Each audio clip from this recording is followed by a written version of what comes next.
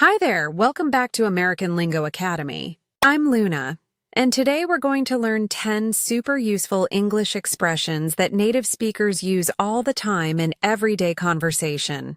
These are phrases you'll hear at work, with friends, and in daily life. So grab your notebook, get comfortable, and let's get started. Number 1, trim the fat. This is an idiom. It means to remove unnecessary things or to get rid of what you don't need. We use this expression when we're talking about making something simpler, more efficient, or less expensive. You might hear it at work when a company wants to reduce costs, or even when you're organizing your own life and getting rid of things that don't help you. For example, imagine your manager is looking at the company budget and notices they're spending too much money on things that aren't important. She might say, "We need to trim the fat from our budget this year. We're spending money on subscriptions we don't use and supplies we don't need." Here's another one. Let's say you're writing an essay for school and your teacher says it's too long. Your friend might tell you, you should trim the fat from your essay. Take out the parts that don't support your main idea. Just keep the important stuff.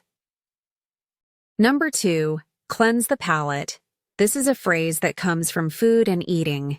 To cleanse means to clean. So cleanse the palate means to clean or refresh your taste buds, usually between different foods or flavors. We use this expression more generally to mean taking a break from something intense to refresh yourself. For example, imagine you just finished watching a really sad and heavy movie, and you need something light and fun to watch next. Your roommate might suggest, "Let's watch a comedy to cleanse the palate after that emotional film." We need something that'll make us laugh. Here's another one. Let's say you're at a fancy dinner party and the host serves a very rich, spicy appetizer. Before the main course arrives, she brings out small cups of lemon sorbet. She explains, "This is to cleanse the palate before we move on to the fish course." Number 3, shaking like a leaf. This is a simile, which means we're comparing something to something else. A leaf shakes and trembles in the wind very easily. When we say someone is shaking like a leaf, we mean they're trembling or shaking, usually because they're very nervous, scared, or cold. It's a visual way to describe someone who can't stay still because of strong emotions or physical cold.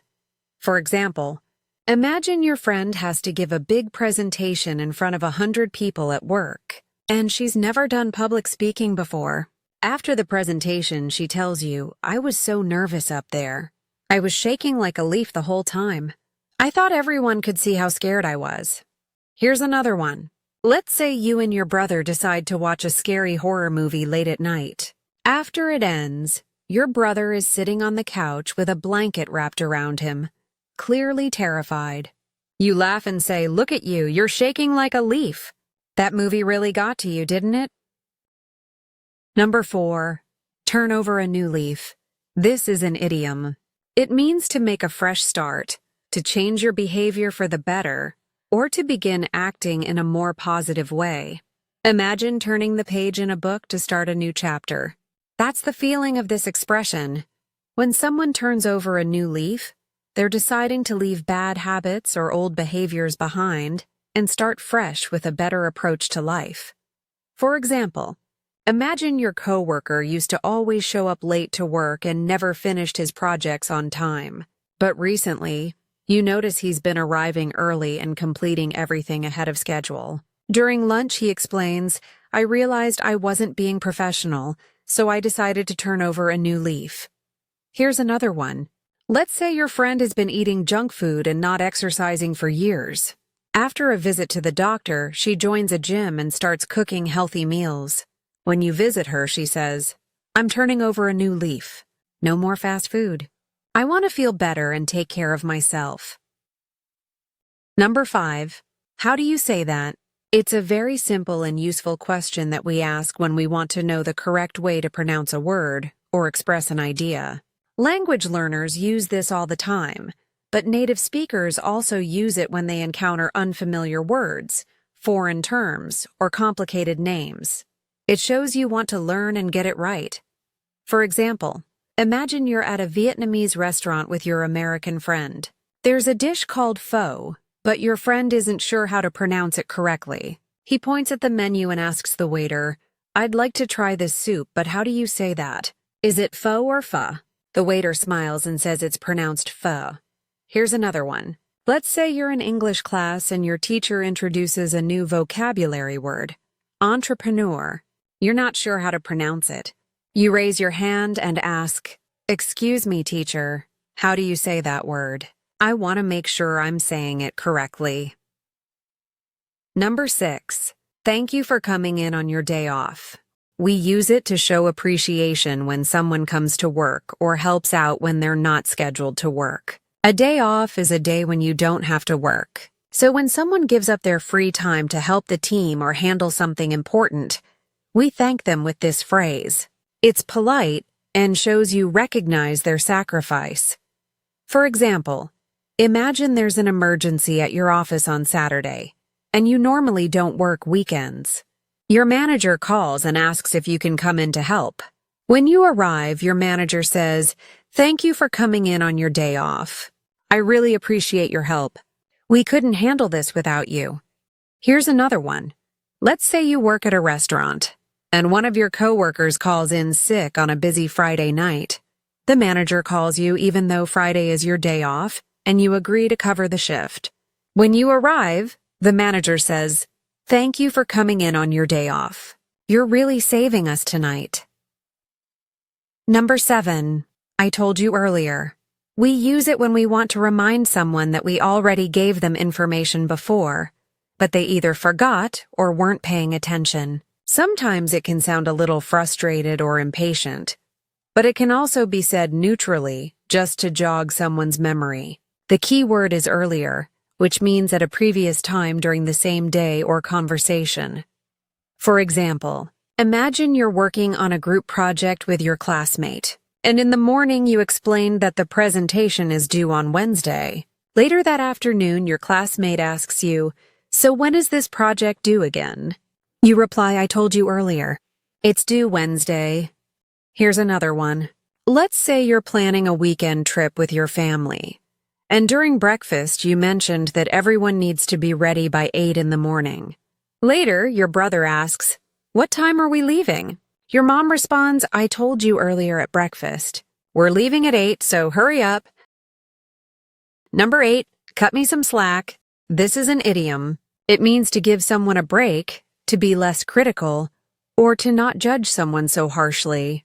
When you ask someone to cut you some slack, you're asking them to be more understanding and forgiving, especially if you made a mistake or you're going through a difficult time. For example, imagine you've been really stressed. You accidentally miss a deadline and your boss is upset. You explain and say, "I know I messed up, but I've been going through a lot lately. Can you please cut me some slack this time? I promise it won't happen again." Here's another one. Let's say you're learning to play guitar, and you've only been practicing for 2 weeks. Your friend who's been playing for years starts pointing out every single mistake. You feel discouraged and say, "Hey, cut me some slack. I just started learning." Number 9, is it obvious? We ask this when we want to know if something is easy to see, notice, or understand. Sometimes we ask it when we're worried that our feelings, thoughts, or a situation is too apparent to others. Other times we ask it genuinely to check if something is clear. The tone makes a big difference in how this question is understood. For example, imagine you have a huge crush on your coworker, and you've been trying to hide your feelings. During lunch with your trusted friend, you nervously ask, "Do you think he knows I like him? Is it obvious?" Your friend might laugh and say, "Yeah, it's pretty obvious." Here's another one. Let's say you're trying to solve a math problem that your teacher says is simple, but you're completely confused. You look at your classmate who finished quickly and ask, "Is it obvious?" Your classmate might respond, "Oh yeah. Once you see the pattern, it's pretty obvious." Number 10, have a good one. This is a casual phrase. It's a friendly, informal way to say goodbye and wish someone well. It's short for have a good day, have a good evening, or have a good time, but we keep it general by just saying have a good one. You'll hear this everywhere in American English. It's warm, but not too formal.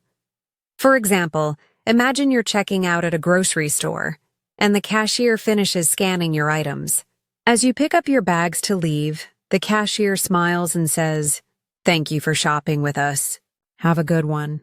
You smile back and reply, "You too, thanks." Here's another one. Let's say you're leaving work on Friday afternoon, and you run into your coworker in the parking lot. Your coworker waves and calls out, "See you Monday." Have a good one.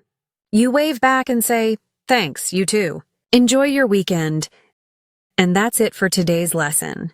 We covered 10 fantastic expressions that you'll definitely hear in real American English conversations.